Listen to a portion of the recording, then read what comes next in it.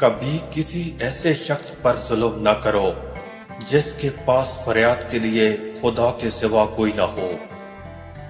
لوگوں سے یاد کرنے کا شکوہ مت کرو، کیونکہ جو انسان اپنے رب کو بھول سکتا ہے وہ سب کو بھول سکتا ہے۔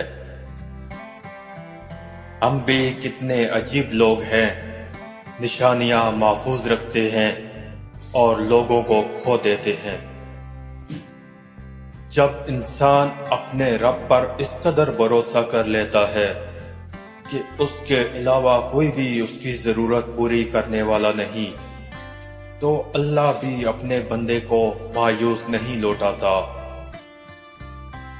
دشمنی جم کر کرو، لیکن یہ گنجائش رہے جب کبھی تم دوست ہو جاؤ تو شرمندہ نہ ہو۔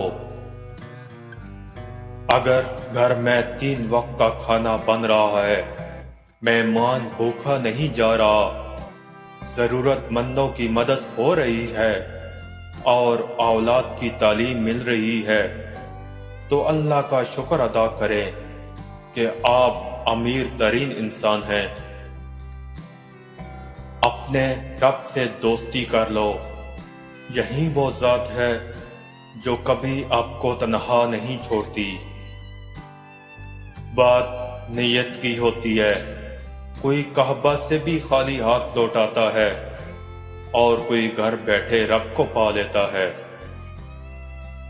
اگر آپ چاہتے ہیں کہ لوگ پیٹھ پیچھے آپ کی تعریف کریں تو فوراً فوت ہو جائے، کیونکہ جیتے جی ایسا ہرگز ممکن نہیں۔ حضرت علی رضی اللہ تعالیٰ عنہ نے فرمایا، جب رزق میں کمی واقع ہونے لگے تو کثرت سے اللہ سے استغفار کیا کرو۔ بات تو کردار کی ہوتی ہے، ورنہ قد میں تو سایہ بھی انسان سے بڑا ہوتا ہے۔ دنیا بڑی عجیب جگہ ہے، جب تک چلنا نہیں سیکھا ہوتا تو کوئی گرنے نہیں دیتا، اور جب چلنا سیکھ لیا جائے تو قدم قدم پر لوگ گرانا چاہتے ہیں۔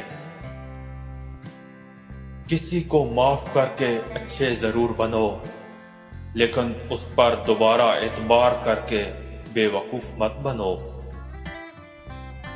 اگر میرا علم مجھے انسان سے محبت کرنا نہیں سکھاتا تو ایک جاہل مجھ سے 1000 درجے بہتر ہے۔